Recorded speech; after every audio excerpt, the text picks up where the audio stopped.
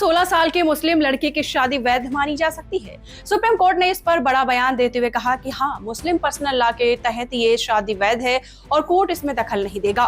दरअसल मामला पंजाब और हरियाणा हाई कोर्ट के 2022 के एक फैसले से जुड़ा है, जहां एक 21 साल की मुस्लिम युवक और 16 साल की मुस्लिम लड़की के प्रेम विवाह को अदालत ने वैध माना था और साथ ही दोनों को सुरक्षा देने का आदेश भी दिया था। लेकिन इस फैसले को राष्ट्रीय बाल अधिकार संरक्षण आयोग यानी NCPCR ने सुप्रीम कोर्ट में चुनौती दी। सुनवाई के दौरान जस्टिस वी नागरत्ना की बेंच ने NCPCR की याचिका पर सवाल उठाए। जस्टिस नागरत्ना ने कहा कि NCPCR इस मामले में पक्षकार नहीं था, तो उसे अपील करने का कोई अधिकार कैसे मिल सकता है। उन्होंने यह भी कहा कि जिस संस्था का काम बच्चों के अधिकारों की रक्षा करना है, वह कैसे कह सकती है कि 2 बच्चों को सुरक्षा ना दी जाए।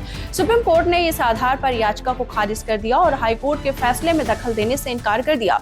ऐसे में एक बार फिर कोर्ट ने ये बात साफ कर दी है कि मुस्लिम पर्सनल लॉ के तहत अगर लड़की 16 साल की उम्र में शादी करती है तो ये शादी आपसी सहमति से होती है तो वैध मानी जाएगी। आपको बता दें कि बाल विवाह निषेध अधिनियम के तहत सभी भारतीय चाहे किसी भी धर्म के हों 18 साल की उम्र पूरी होने से पहले शादी नहीं कर सकते। मुस्लिम पर्सनल लॉ में शादी के लिए कोई उम्र तय नहीं की गई है। पारंपरिक तौर पर जवानी की दहलीज पर कदम रखने के बाद लड़कियों को शादी के योग्य मान लिया जाता है।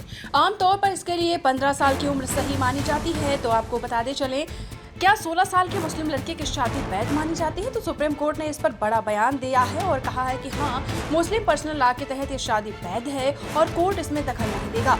ये जो मामला है पंजाब और हरियाणा कोर्ट के 2022 के फैसले से जुड़ा हुआ है, जहां 21 साल के मुस्लिम युवक और 16 साल की मुस्लिम लड़की के प्रेम विवाह को अदालत ने वैध माना था और साथ ही दोनों को सुरक्षा देने का आदेश भी दे दिया गया था।